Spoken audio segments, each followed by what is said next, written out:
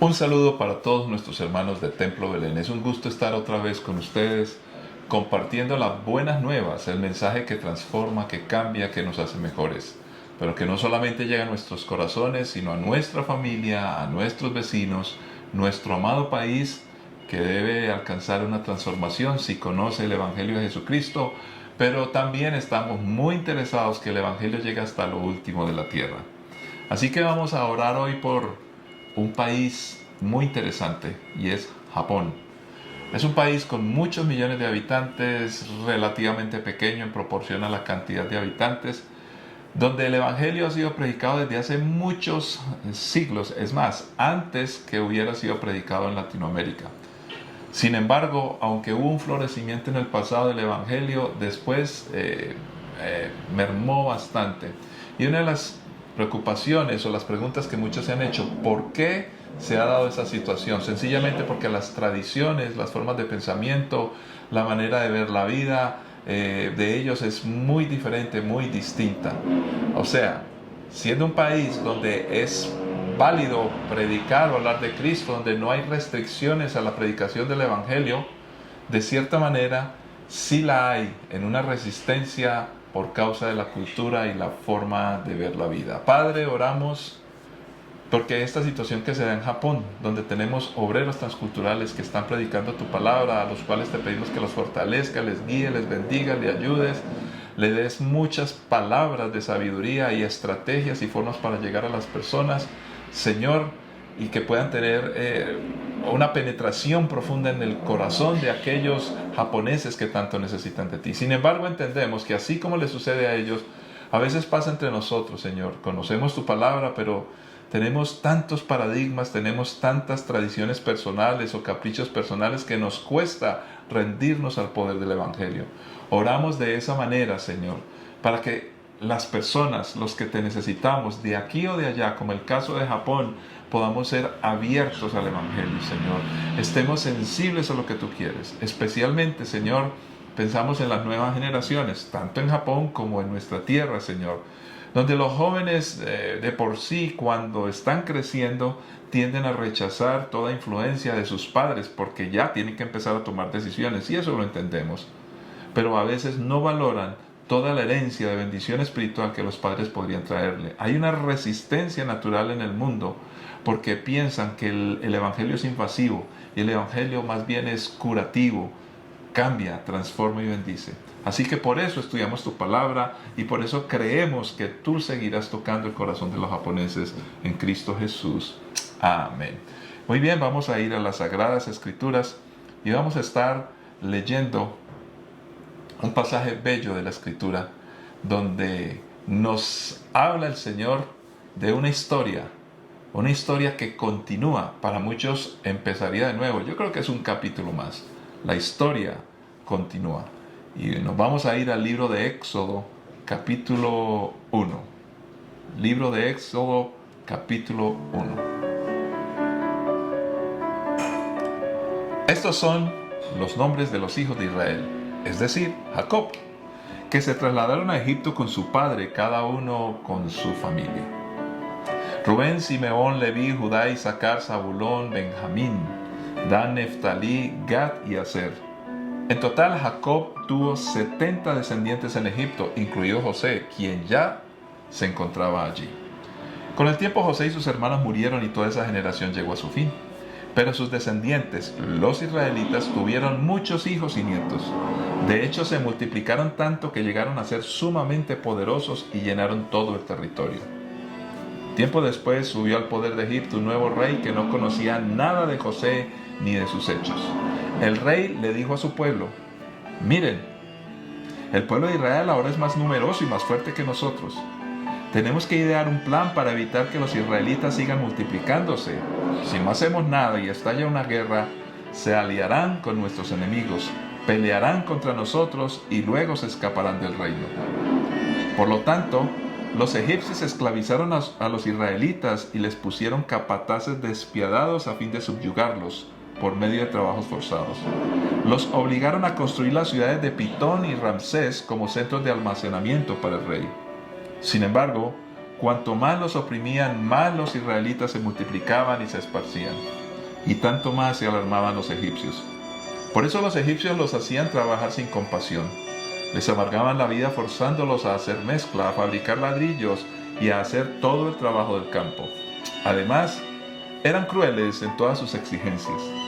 Después, el faraón, rey de Egipto, dio la siguiente orden a las parteras hebreas Sifra y Púa. Cuando ayuden a las mujeres hebreas en el parto, presten mucha atención durante el alumbramiento.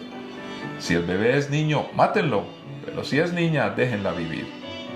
Sin embargo, como las parteras temían a Dios, se negaron a obedecer las órdenes del rey y también dejaron vivir a los varoncitos. Entonces, el rey de Egipto mandó llamar a las parteras. ¿Por qué hicieron esto?, les preguntó. ¿Por qué dejaron con vida a los varones?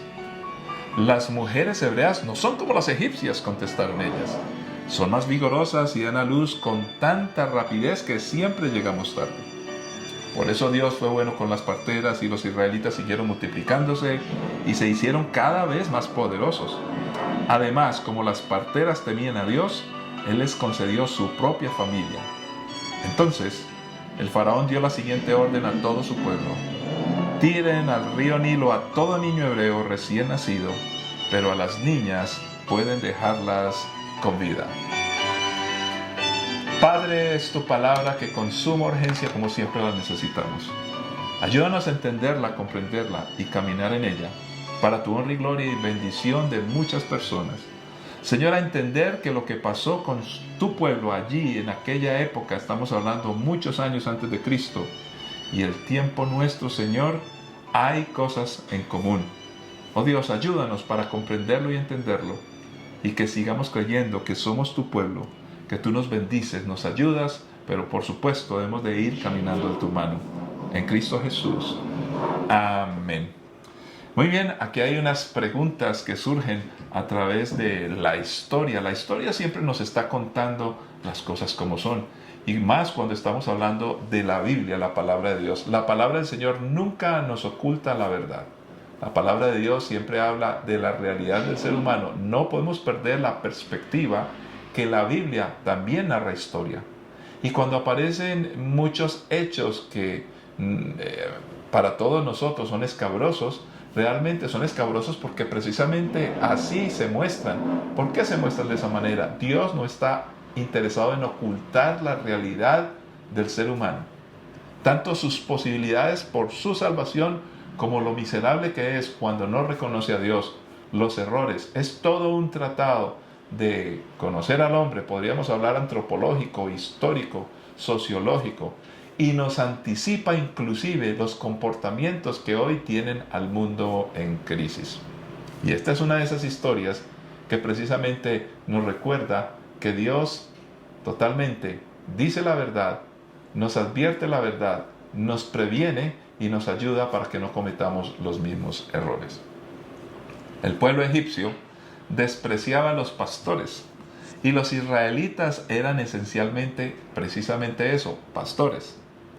En consecuencia, los israelitas llevaron durante siglos una existencia separada, viviendo en Gosén, pero separados realmente de este pueblo. Lo que era exactamente parte del plan de Dios. Durante estos años que estaban en desarrollo como nación, de una u otra manera debían mantener una independencia que se dio naturalmente por causa de la historia. Luego, cuando vienen los mandamientos más adelante con Moisés, que no vamos a entrar en eso, Dios ya les dice, ustedes deben entender que son un pueblo diferente. Ahora, algunos podrían hablar, xenofobia. No, porque precisamente ellos eran los que sufrían del rechazo por ser pastores y ser de otra cultura. Nuestra historia latinoamericana es relativamente nueva. Pues miremos la nación de Israel, la cual es juzgada de miles maneras hoy, pero se ignora la historia que hay detrás de este pueblo. En esa época, dice la Biblia que entre 450 años, hay varias cifras, el pueblo de Israel estuvo prisionero en Egipto. Estamos hablando de 4 siglos. Nuestros pueblos latinoamericanos, los que conocemos hoy, Los más antiguos a duras penas alcanzarán a llegar a 4 siglos. Obviamente tenemos que reconocer que hubo población en estas tierras, pero estamos hablando de la historia un poco más moderna. Y hoy todos claman por liberación. Pero ¿qué ha pasado? ¿Qué ha sucedido? ¿Será que todo es nuevo y le podemos echar la culpa a los sistemas opresores de hoy? ¿O los sistemas opresores siempre han existido bajo distintas banderas, ideologías, pensamientos, en todas las culturas, en todos los espacios y en todo el tiempo? La Biblia nos advierte y nos habla que ese es el comportamiento de la naturaleza pecaminosa del hombre. Por eso nos advierte con historias como esta, para que nosotros no caigamos en la misma trampa. Toda la historia está en las manos de Dios. Toda la historia está en el plan de Dios. Pero aquí hay un detalle importante. En esta lectura que hicimos, empezamos a reconocer un pueblo que está subyugado por otro y que precisamente lo que pretende o lo que se pretende hacer para acabar con esa fuerza naciente de un pueblo que crece, simplemente se soluciona, y esto suena terrible porque no es una solución, pero para este pueblo, este imperio que existía, se soluciona con algo que nosotros llamamos control de la natalidad. Para pensar, control de la natalidad. Los creyentes hoy estamos precisamente en esa misma línea. Somos un pueblo peregrino con propósito, pero que de una u otra manera, cuando pensamos en la vida, en la productividad que da Dios, amamos la vida, somos pro vida, empezamos a encontrar que hay una contracultura que precisamente pretende acabar con la vida en todas sus manifestaciones. Lo curioso es que muchos dicen que quieren proteger la vida, pero la están destruyendo. ¿Por qué? ¿Por qué esa contradicción? Pues déjenme decirles a todos que esa contradicción no es nueva. Es una contradicción bastante antigua.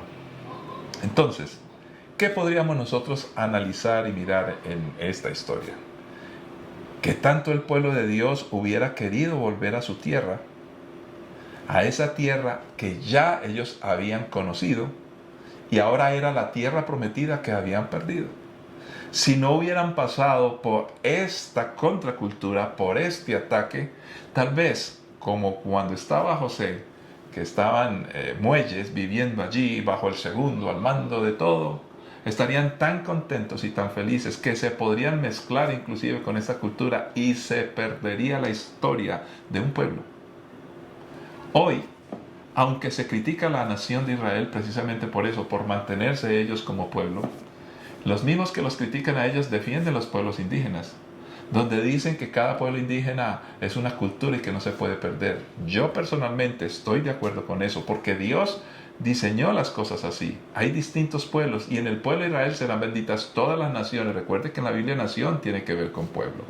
Entonces, cuando entendemos esto, quiere decir que precisamente Dios ama la preservación de los pueblos, de su cultura, que no sea invasivo un pueblo con otro.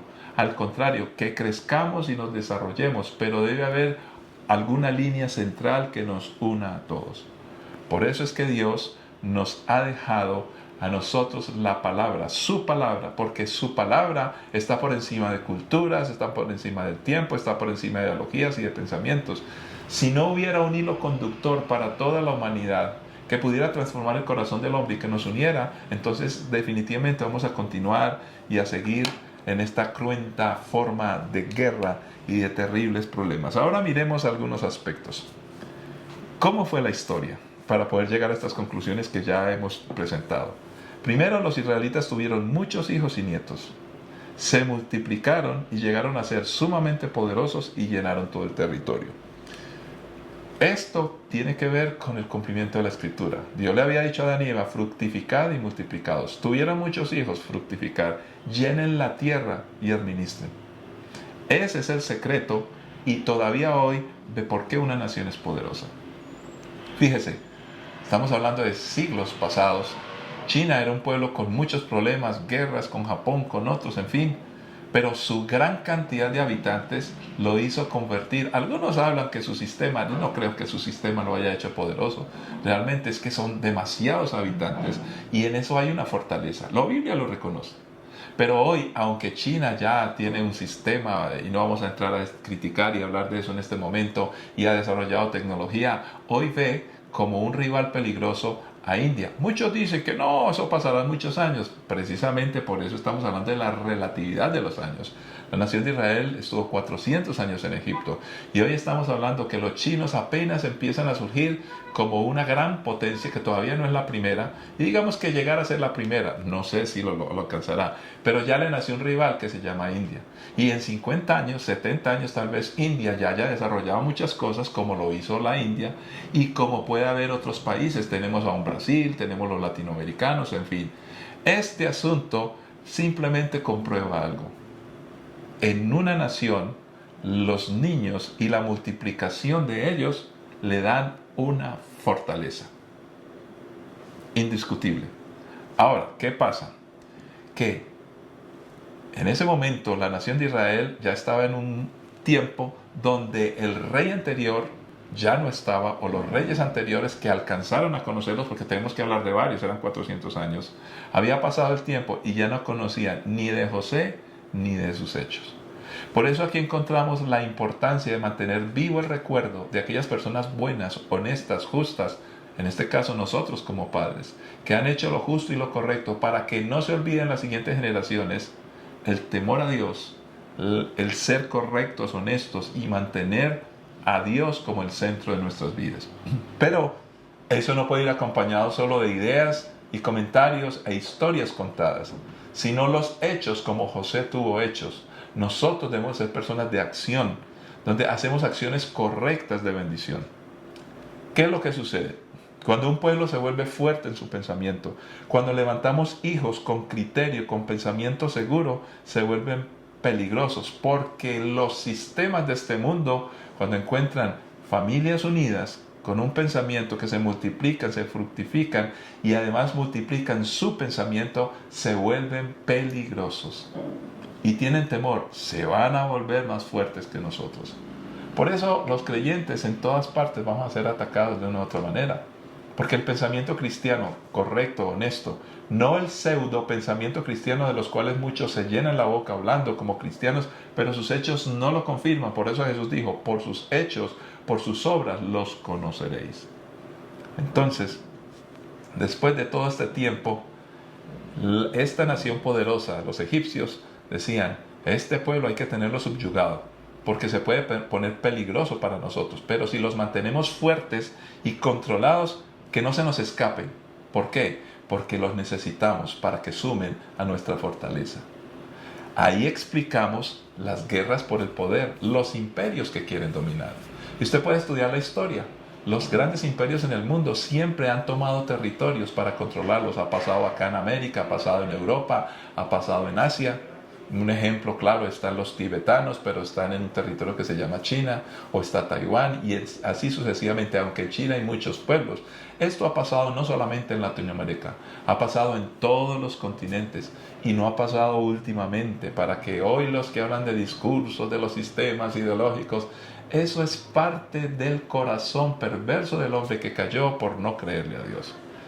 Por lo tanto, existió la esclavización o el esclavismo. Esclavizaron a un pueblo, los israelitas, y apareció una gente despiadada para subyugar, para controlar, y los ponían a trabajar, escúcheme, para ellos, para los del poder. Dice, construir ciudades de Pitón y Ramsés como centros de almacenamiento para el rey, para el sistema del Estado. Entonces tenemos un montón de gente que trabaja para un monopolio. Eso siempre ha existido. Pero Dios nos creó para que trabajemos por nuestras familias y para que nos unamos voluntariamente y podamos levantar una sociedad justa. Pero cuando todos somos esclavizados y trabajamos para un sistema que gobierna, empezamos a tener muchos problemas. Los israelitas se multiplicaban y se esparcían. Por eso nosotros los cristianos nos multiplicamos y nos esparcimos. Y no queremos controlar a otros pueblos, no queremos atacar sistemas, no queremos destruir personas. Lo que queremos es que las personas puedan vivir en paz, en tranquilidad y en amor. Ahora bien, nos sigue diciendo la Escritura, cuando ayuden a las mujeres hebreas en el parto, presten mucha atención durante el alumbramiento. Si el bebé es niño, mátenlo, pero si es niña, déjenla vivir. Aquí está claramente demostrado control de la natalidad. Acabar con los varones para que no haya más multiplicación. Pero las parteras temían a Dios. Aquí empezamos a hablar de una cosa que se llama remanente. Aquellas personas que en medio de un sistema pecaminoso no siguen las reglas que nos se quieren imponer, sino que se siguen los principios de la vida. Por eso creemos en la objeción de conciencia, donde nosotros debemos sujetarnos a las normas como Dios lo dice. Dios quita y pone reyes. Pero hay algunos elementos donde vamos a tener que objetar conciencia, donde por ejemplo no permitimos que se exterminen a los pequeños. No puede permitirse eso, porque desde que hay concepción hay vida, y la vida que da Dios. Recordemos a Juan el Bautista, que en el vientre, allí en el vientre de su madre reconoció, estando ya vivo, reconoció que María llegaba y que allí estaba la que iba a tener al Salvador, y que de la Biblia de él, de Juan el Bautista, estando en el vientre, dice, estaba lleno del Espíritu Santo. Por eso las parteras se levantan como objetoras de conciencia, porque dicen, no vamos a hacer lo que nos están pidiendo, que matemos los niños. Lo que vamos a hacer es preservarles la vida. Se levanta entonces a un control de la natalidad una fuerza pro vida. Y eso debemos ser nosotros los creyentes en el día de hoy. ¿Qué pasa como resultado de esto? Que ellas decían, estas mujeres son vigorosas, tenían el favor de Dios y dan a luz con tanta rapidez que siempre llegamos tarde. También aparece una lección con nuestros hijos, con la generación que viene. ¿Quién va a llegar primero?